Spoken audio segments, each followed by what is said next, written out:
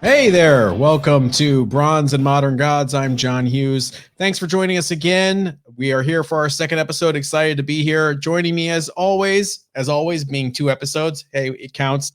The good old Richard Brown. Hi, Richard. Hey John, how you doing?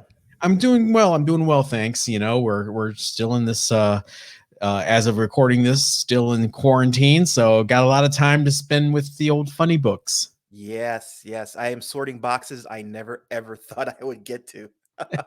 It's kind of a relief to be able to do that, I think, It is because you buy these runs of books and you put them in a box and then you forget about them for 6 months and then you open the box and find wow, Oh, there's gold in them our boxes.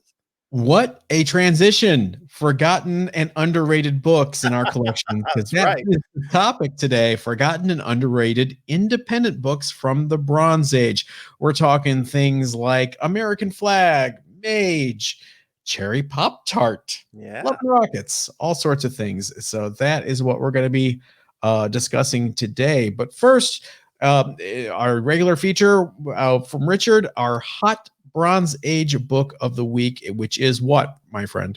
It is Amazing Spider-Man issue 129, the first appearance of the Punisher. I have So, my personal copy here. oh, nice. And so, Yeah. why is this in particular hot right now?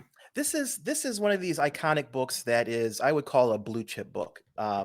It always holds its value. Its value has been fluctuating. This particular 7.5's value has been holding at about $1,000.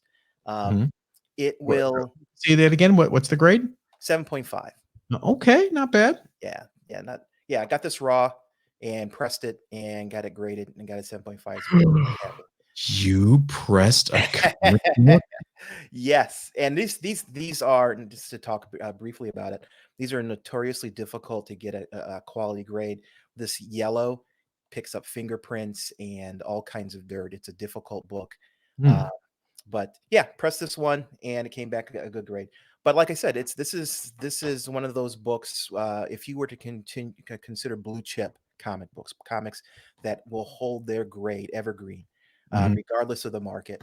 Spider-Man 129, first appearance of the Punisher, definitely is one of those books.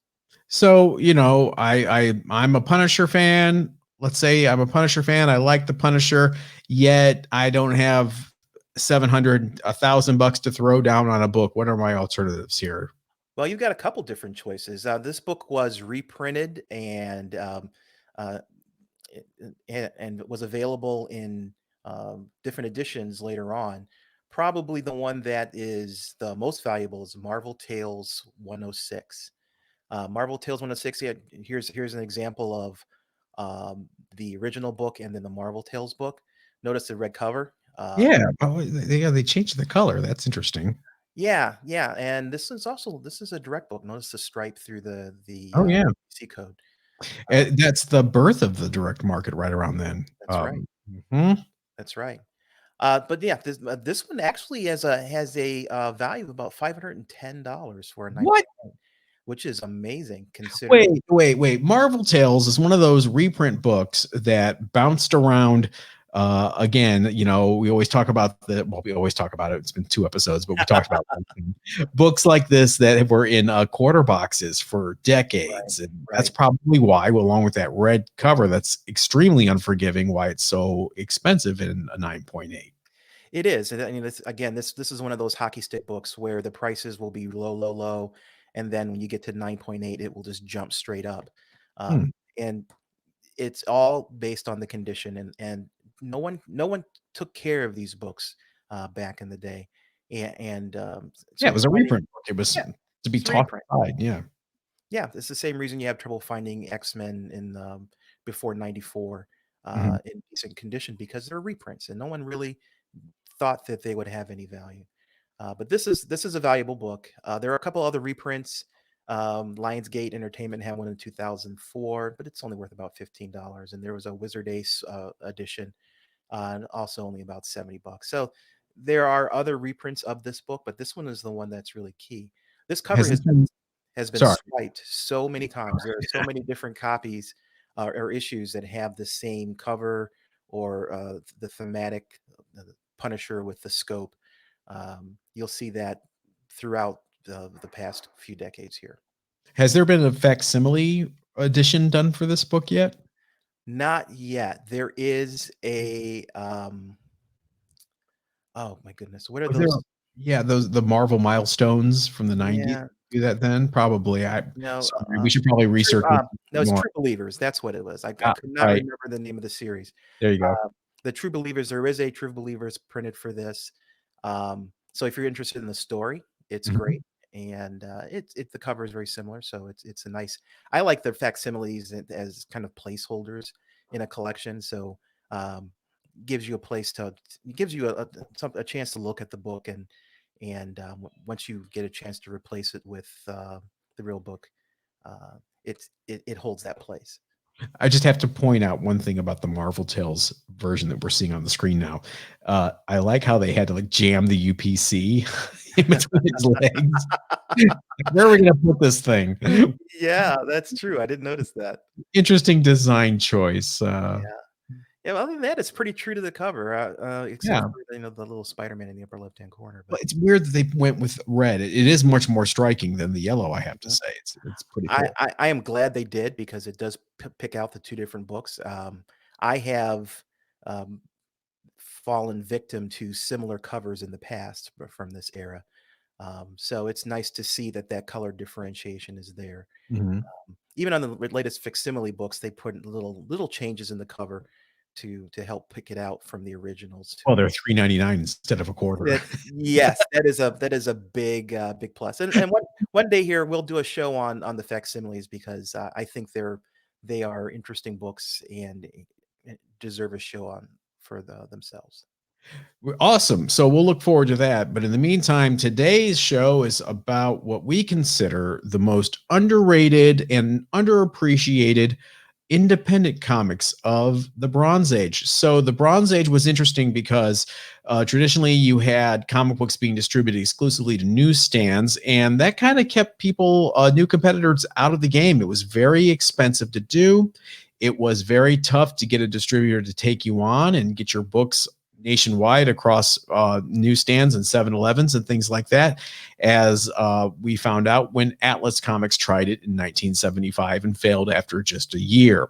So around the end of the 70s, the direct sales market began taking shape as a formalized distribution process. It was called direct sales because publishers like Marvel and DC were able to sell directly to specialty comic book stores that did nothing but sell comic books and collectibles. They were non-returnable. So if you were a store and you ordered 100 copies, you got to keep 100 copies. You didn't get to return them like newsstand news agents used to. So what this did, it enabled publishers to make a higher margin, higher profit on a lower print run because they knew they wouldn't have to take returns and suffer that. So that opened up the floodgates to a bunch of independent publishers like First Comics, uh, Comico, Comico? I've always pronounced it with Comico.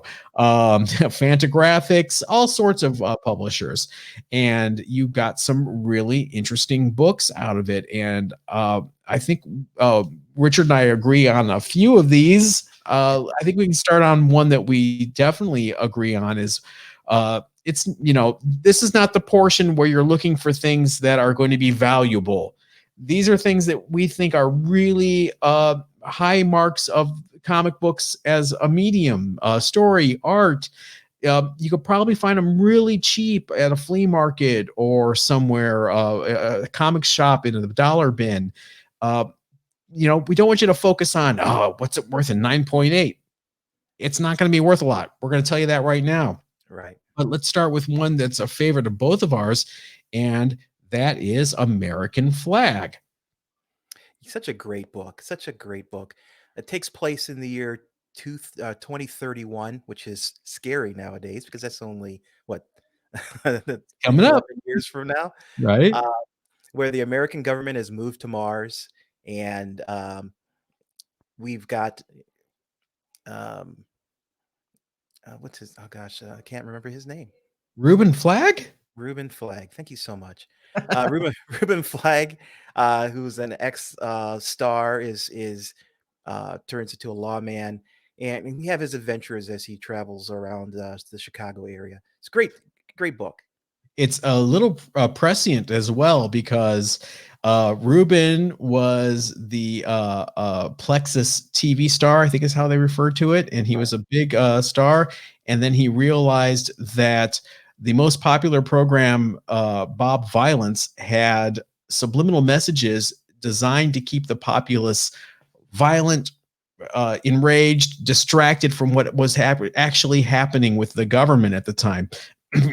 I don't know if that's happening now or anything, Right. but Howard Chaykin at his strongest, at the height of his powers, it was definitely all Chaykin's deal. He wrote it, he drew it, he inked it. I cannot undersell the importance of the letterer Ken. I'm gonna massacre his last name, Ken Brusniak, I think.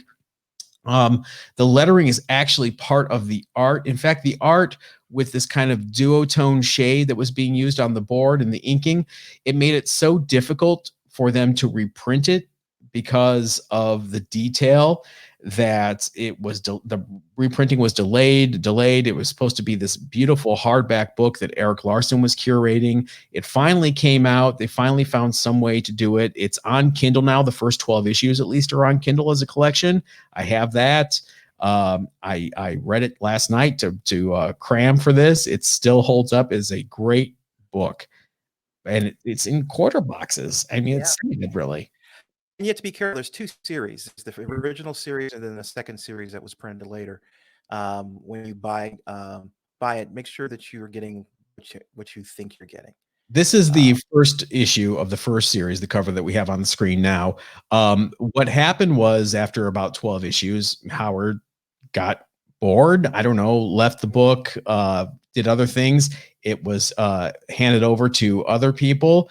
Um, One of the most heartbreaking things for me, and this is subjective, is when someone by the name of Mark Badger took over the art. It was so different. I'm being generous. Where you went from this really highly detailed presentation to it looked like he was drawing it with a brown crayon that was worn down. Not a fan of Mark Badger's take on the book. no, no, no. Chaykin he is this book, and Yeah. the fact that it continued after he left, um, I really think he should have continued doing the book. But He did too, and that's why they rebooted it with number one under Mhm. his supervision. So the second series, where it was almost like, okay, we learned our lesson. Sorry, it's actually titled Howard Chaykin's American Flag. And from my understanding, he really, really worked hard on that first series. He was doing all, as you mentioned, he was doing the writing, he was doing the art, and it was draining on him. I think after 12 books, that's all he could handle at that time. He learned to work with assistants and being able to delegate, and I think that's why he came back. Yeah, smart move. And I'm sure the publisher, First Comics, was a factor in him returning as well, because as we've discussed in the last episode, I managed a comic shop at the time, and I got to see the orders for American Flag month by month under the new creative team just kind of do this. And the second series, it revived things a bit, it goosed it a bit. However, it wasn't enough. I think that ended after only 12 issues. But it's a book that, besides the reprinting from a couple of years ago, it's just kind of been forgotten, which is sad. It is sad. So what else do we have on the list? I'm gonna hand it to you. You got this one at the California Comic Con that we were at, right? In January. Which one is that? The Albedo? The Albedo? Actually, I did not get the number 2. Oh, okay. Um, Albedo number 2, the first appearance of Usagi Yojimbo, is an awesome book. Very, very rare, black cover with the white rabbit on it. Uh, Super difficult to get in high grade because of that black cover. Uh, very few cover issues were printed, so it's an expensive book. I mean, even at mid grade, you're talking several $1,000s you're going to be spending to get a good copy of that book. What's the one you saw at the California Comic Con? What it was? I Yeah, that was Critters number 1. Oh, Um, that's what it was. Okay. yeah, Critters number 1 I bought. Critters is there's the whole furry animal genre. It was spawned back then. Albedo is a series that had a lot of Anthropomorphic is the subtitle of the issues. Taking animals and giving them human qualities. So all the characters in the books are animals, and it's not a funny book. It is a real has a real story and real drama associated with it. It's just done with rabbits and foxes. That's all. Okay, well, I'm going to let you take the next one then, since you're on a roll with dramatic twists on a theme. You know, you had dramatic, funny animals, and now you have highly sexualized Archie type characters. Yes, one of the books that I really really enjoy collecting. There's certain books that I have been aspiring to get a 9.8 in for various reasons, and one book that I've had a trouble getting a 9.8 is this uh, Cherry Pop Tart. Cherry Pop Tart is influenced by the Archie comics. As you, if you I can't tell. the artwork is definitely influenced by Archie comics. Um, Cherry Pop Tart is a sexualized version of those characters. They actually changed their name after issue number 3 to just Cherry because they were concerned with Kellogg's Pop Tarts um, litigation. So Rightly so. but yeah, they've had a number of prints. This is a first print. You can tell that by the price on there. It says $2. $2 is only for the first print. Last Gas Public, small independent publishing house. Um, Books are quite valuable if you get them in the higher grades. The last GPA for the 9.8 was about $1,200 for Wow. that book. Um, So hold that one up again because we have to address this. Now, when you showed that to me earlier today, what did I tell you? Do you really want to go into that? Okay. I think we Uh, should. okay. I have a 9.4 of this same book. I've had two different 9.4s of this book as CGC graded books. This came up on eBay last week at a price I could not turn down. It is a 9.8, but it's PGX 9.8, not So a what are you going to do with it? I am going to crack the case and send the book in to be regraded as a CGC book. Yeah, I just want people to know that you know what you're doing. PGX has had some interesting history. This is the only non CGC slab book that I own. Everything else has been slabs from CGC. So Yeah, I'm not disparaging PGX. I'm just saying do your due diligence. yes, it is. PGX is the gold standard. CGC is the gold standard. So the other grading companies, you can get a bargain by buying books from the other grading companies and then Mhm. getting them reslabbed as a CGC. The value of the book will go up as a CGC slab versus PGX or Are CBC. they are CGC and CBCS both offering reslabbing from competitors? At a- Yes, Okay. yes. CGC is process is fairly simple. You send the book in, if you pay half of the fees that you would normally pay for the book, Okay. and they will reslab it for you. They will also regrade the book at that time. You can get a CGC book reslabbed as another, if it's originally CGC, and they typically won't change the grade. They'll just put it in a new case. I've done that for damaged cases. But in the case where they're doing cross grading from another grading company, they will regrade the book. So that 9.8 has the potential of being a 9.6 or a 9.4 based on how CGC grades the book. Well, take a look at it. I mean, do you think it's going to be a 9.8? First of all, do you think it's a 9.8? I do. I looked at it very closely earlier, and it's got sharp corners. There are no ticks. There are no imperfections in the cover, and all the things you look at when you're trying to determine if a book is a 9.6, Right. right? 9.6 and 9.8 are really the differences can be very very subjective. Mhm. I don't see anything here there that would make this not be a 9.6, and conversely a 9.8. But you never know. I mean, it sometimes the differences between a 9.8 and a 9.6 is a cup of coffee by the grader. Um, and it's dependent on his mood. It is a subjective art. It is not. Right.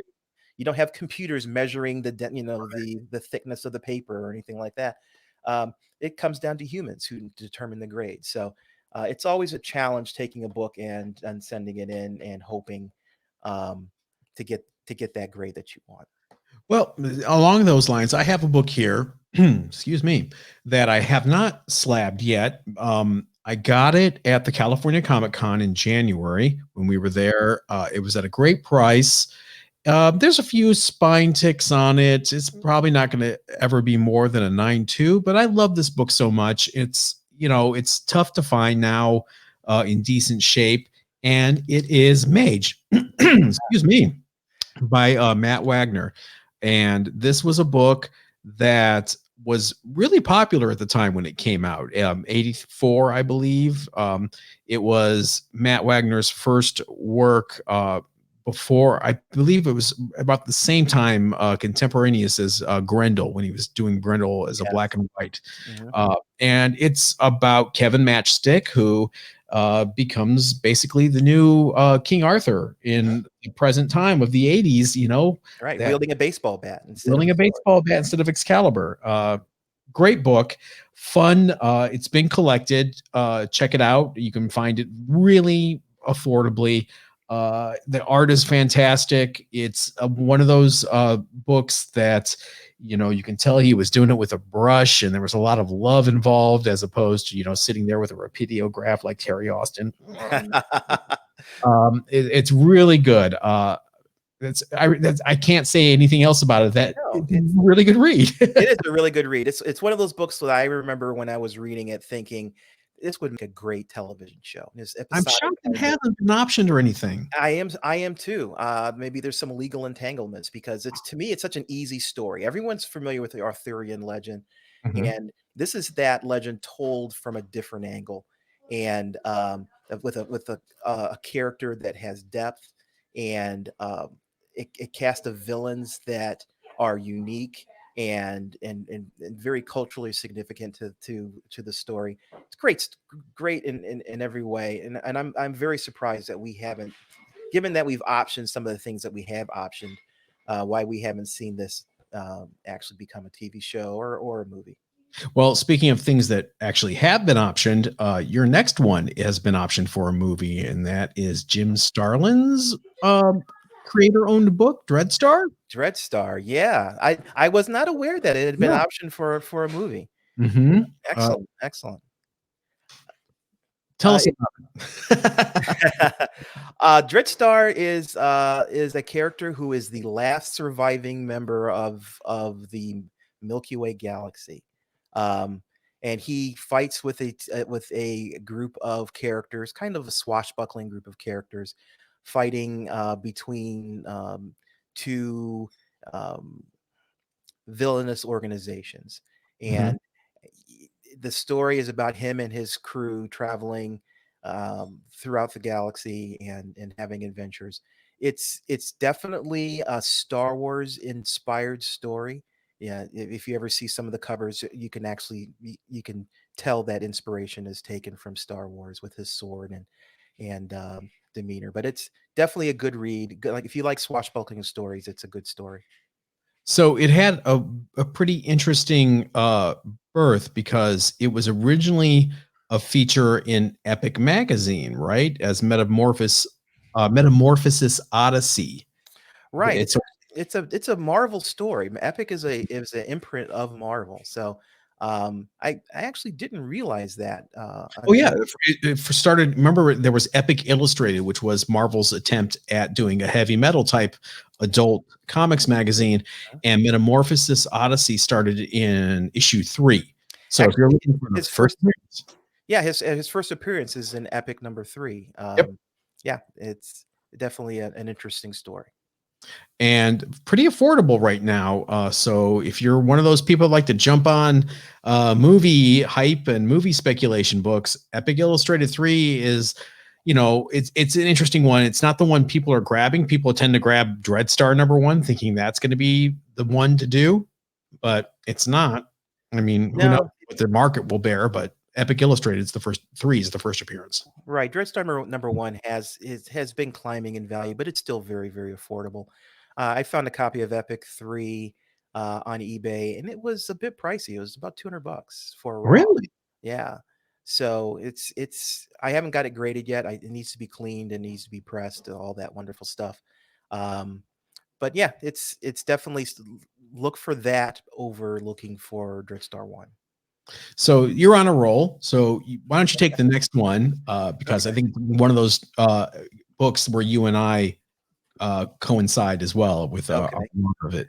Well, I'm going to pick Love and Rockets, the brothers Hernandez from the early '80s, Fantagraphics. Yes, such a great story. It is so unexpected in terms of it's two female protagonists, and they start off with a science fiction kind of story where the Love and Rockets comes to play, and over time it sort of mutates from that science fiction universe toward to a more pedestrian universe, but the characters are so involved and so deep and so a part of the culture.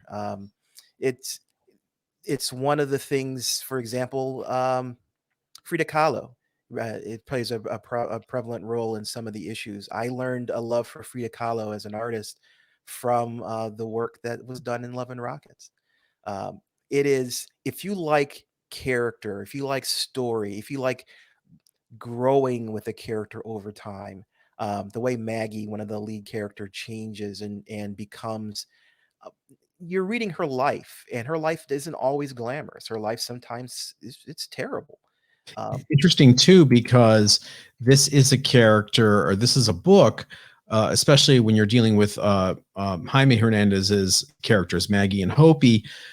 They age in real time. This book is still being published today at comic book size. Now, it was originally magazine size, then it was comic book size, and it's magazine size, and back and mhm. forth. And it's they age in real time. So where Maggie and Hopi in the early '80s, early to mid '80s, were in their late teens, early 20s, now everyone's in their 50s, and it's about aging punk rockers in East LA. It's Yeah. really good the way it just kind of ages with the audience. And Gilbert's stories too are also very, very good. His stories are more focused on South American characters. They Alomar. and right. And and they they develop over time and have a rich, rich history of their own. Um, Excellent book. I don't. I think it is a little too deep to ever be optioned. I mean, we'll never see a movie for Love and Rockets, for example. I don't But know if I don't know if they'd ever allow it. I'm sure they've been approached. right, I don't think so either. They're very protective of their characters. The books are mainly black and white, to not distract from the story, I think, is their purpose. But their lines are sharp, especially Jaime's lines. They are just the artwork is so clean and Look at that cover. approachable. Yes, and that's talking about collectability. That cover is notoriously difficult to get in high grade because of all that black. Uh, Yeah, just so we can point it out, this is a later printing. You can tell by the price tag being $3.95. The original Fantagraphics edition of number one was a $2.95 cover price. The original Love and Rockets number one was a black and white 800 print run self published effort by Los Bros Hernandez. yeah, and then they come up every now and then. We actually were talking about one that came up just earlier today, and it's a difficult buy. It's black and white.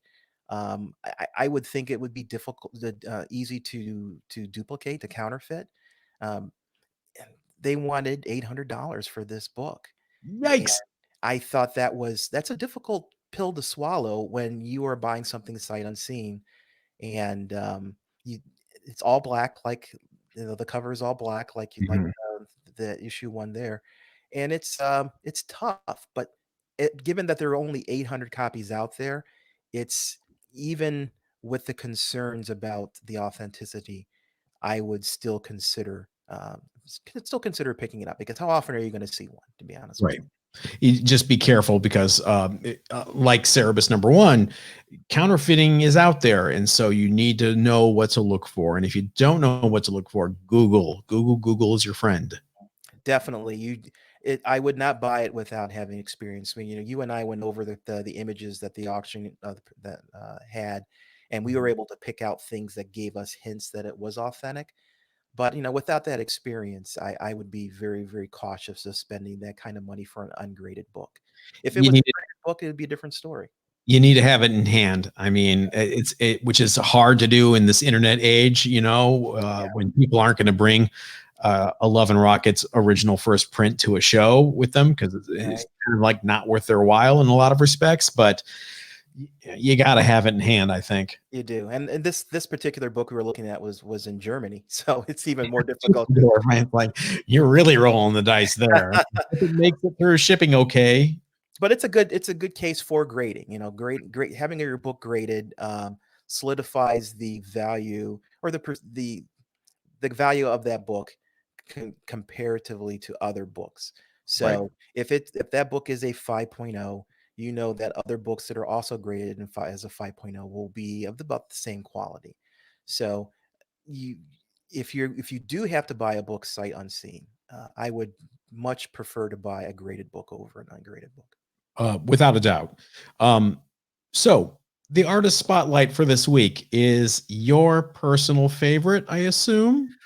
Yeah, I've always had I've Dave Stevens is the artist that we're going to be talking about today, and his artwork is always been something that I've collected. I've got a number of examples here that I've collected over the years, and I will. It's hard for me to pass up a good Dave Stevens book if I don't have it already in the collection. I'll typically seek it out and add it. And Let me bring one up here for people to see so they can see what we're talking about. There you right, go. Dave It, Stevens is um, known for mainly the work what he did with the Rocketeer back in Mhm. the early 90s. 1991, Disney purchased the rights for the Rocketeer and made a movie. But he's also an influence to current artists. Adam Hughes Oh, yeah. claims him as an influence, and he was very prolific over a period of time. He's also known for good girl art. That's one of the terms used now for the pinup covers and the work, the non-nude work that you see on a lot of covers nowadays. This is a good example of what I would consider a good girl art cover. But he also did things like Betty Page, and he did covers for Comico's Johnny Quest.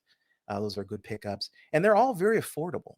One of the things about his work is he was prolific, so there's a lot of examples of them, and they don't really, given our focus on underrated titles, some of them are easy to pick up. I've got a couple samples here. Let's see him. For example, here we got Airboy. Mm. Um, really, really great cover. I love the look of this cover. It's a very affordable book though. You can pick one of these up for less than $10 usually. This is an example of a book that you also could find in a dollar bin. Oh, yeah. Go digging for that. Yeah, Crossfire. This is his Marilyn Monroe inspired cover, and you could see the influences that Adam Hughes picked from this. He has the same kind of lines, the same kind of weight that you see in Dave Stevens' work. And you can also see in Dave Stevens' work, Frank Frazetta's influence on Dave Stevens. Absolutely, absolutely. Here's a Rocketeer cover. Anyone who's from the who remembers the early '90s remembers Rocketeer. Jumped the rails from the comic book industry to the movie, to the cinema. The movie was good. It was good. It was entertaining. We'll say that And for the it was a Disney superhero movie before it was Disney doing right, superhero movies. right, exactly. It was a good movie if you like comic book inspired movies. It was something good. Here we have Sheena 3D. This has a pair of 3D glasses in it, and the issue itself is designed to be read with those 3D glasses. Now, Um, is that a Blackthorn book? yes, So let's talk about Blackthorn for a second. Blackthorn was, I don't think they can sue us now. They're not around.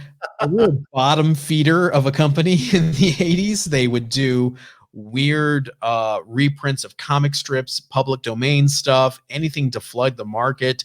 They had a couple of things that were really notable for being from Blackthorn.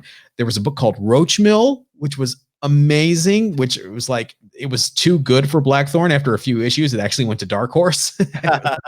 Get out of here.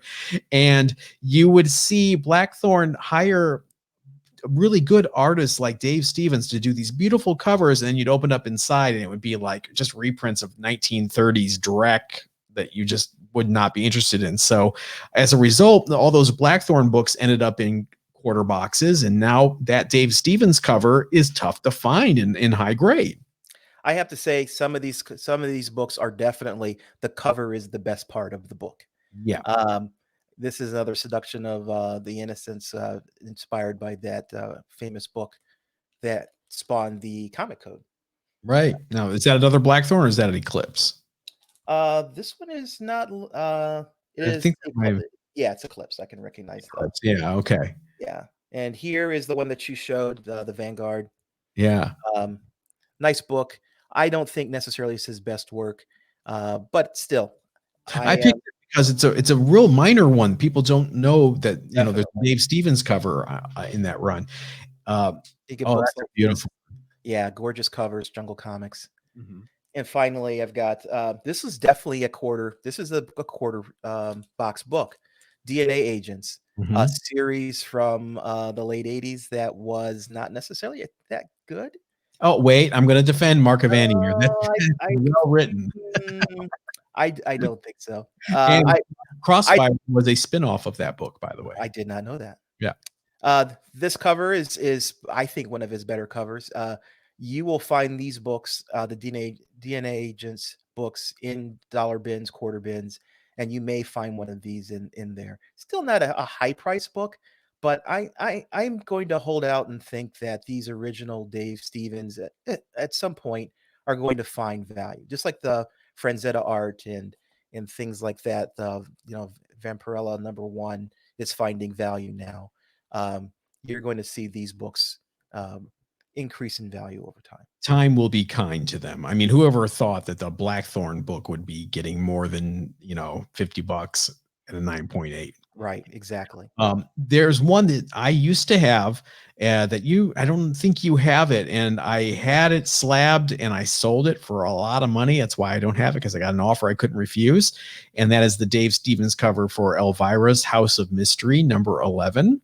Oh And yeah, I yeah, have got a reprint of that. I don't have the original, unfortunately. beautiful black cover, tough to find. I think mine was a 9.6. I got some coin for it. It was all right.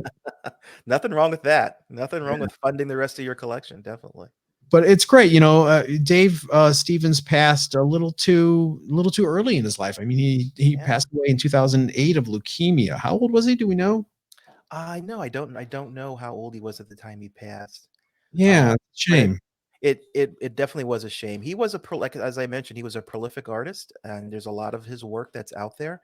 I can only imagine how much more he would have done if he had survived, and how many more artists he would have influenced. He was prolific when it came to covers. He was not Yeah, prolific when it came to interiors. He could not meet a deadline. Again, as someone who was there when the Rocketeer was coming out, you had issue 1. Yeah, mhm, where's issue 2? It took right. forever. And then they ended up having to reboot it a couple of times. He was not good at meeting deadlines because he had a day job. He did storyboards, I think, for Mhm. Lucasfilm or someone else. So, comics were kind of a thing on the side for him, See, I which is think nowadays he would focus on covers, just like you have artists nowadays who only do covers. They don't do any interior art, so, and they crank them out. He would be great at that particular part. oh, with no doubt. And it's a shame, just someone that passed away far too soon, a talent that should be remembered, and we're doing our part here. So I think it's time for us to talk about the underrated books of the week. Did you pick one out for this week? No, well, if I had to pick one out, I would Yeah, say it was going to be this DNA Agents. I great think cover. this cover is amazing. The colors are fantastic. The composition is excellent. And like I said, you can pick this thing up for a few dollars out of a dollar bin, most likely, and get it get it framed or get it slabbed. You won't go wrong. Right. What about you? Mine is pretty funny. You know, time heals all wounds, time wounds all heals. Comedy is what? Tragedy plus time equals Hmm. comedy, right? So we can talk about this now. The pain is not there like it used to be. Um, in the 70s and early 80s, there was a fanzine called The Comic Reader, and it was very popular. It was something that you, in the pre internet days, would buy at the comic shop to tell you who left what book, what artist is coming on to draw Captain America. Why was John Byrne leaving Fantastic Four to go to DC? It was it was the newsarama. It was the bleeding cool of the day, and you paid anywhere the cover price I think it was $1.25 at one point, and you got your news. You got to see the solicitations for upcoming books, so you knew what was coming and what to save your shekels for. And in April 1980, their cover was an April Fool's joke, which at the time was shocking, yet uh, it's kind of funny now when you see it. I know what you're going to show. It is the Stan Lee Memorial issue of the Comic Reader, Stan Lee, 1922 to 1980. Mhm. You're He right. shall be missed. He had such great sense of humor about that. Yeah, he did actually have a good sense of humor. It's funny. The CGC note for it is just Stanley photo cover. That's all. It is an actual photo cover. It's not a line drawing of him. I've seen this sell on the GPA for anywhere from $75 to a couple $100. And the ones I really see selling for a lot are, yes, CGC signature series where people got Stan to sign it before he passed away. Those sell for some pretty significant coin. I don't know how comfortable I would have been walking up to a 90-year-old plus Stan Lee saying, "Hey, can you sign this cover where they talked about you dying?"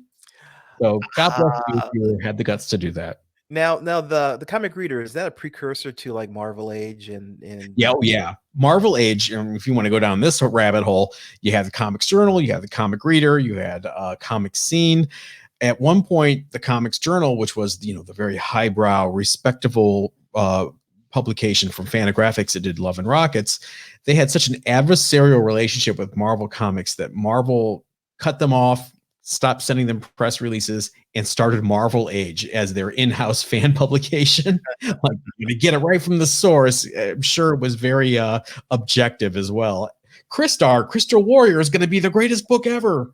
but there's some neat first appearances stuck away in those Marvel Ages. Dark Hawk, for one, first appeared in a 5-page story in Marvel Age. I cannot think of Mhm. any other off the top of my head. Beta Ray Bill There actually, you go. yeah, showed up as a single small image in one of the Marvel Ages. I have another underrated gem to show. This is not scheduled. I'm surprising Richard with this one. Okay.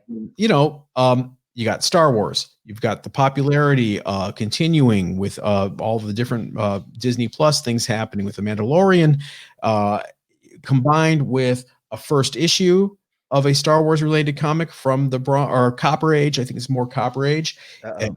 really tough black cover Mhm. and a comic that was geared towards, let's say, the younger set. So it did not survive outside of quarter boxes for the longest time. Ewoks, yes, Ewok I number one. yes. Strangely enough, yes, that book has some significant value. That black cover in high grade is just difficult to come by. You had your 8-year-olds who were buying those, getting those books because they weren't buying them themselves, and they just didn't take care of them. If you get it slabbed in 9.6, 9.8, it's some decent coin. I actually found that copy, which I would estimate it at least being a 9.4, probably a 9.6 after a nice little press. I found it at the Long Beach Comic Con in a dollar box, Yeah. and I grabbed it. So they're out there. Do a little digging. That's part of the fun, the thrill of the hunt, the chase. Dollar mhm. Dollar boxes are fun. Don't pass them up. No, not at all. So that about does it for us, I think, this time. Unless you got anything else, Rich, you good? No, it's good. Good. Awesome. Well, I have been John. And I have been Richard. And this is Bronze and Modern Gods, and we will see you next time. Thanks, everybody. Everybody stay safe.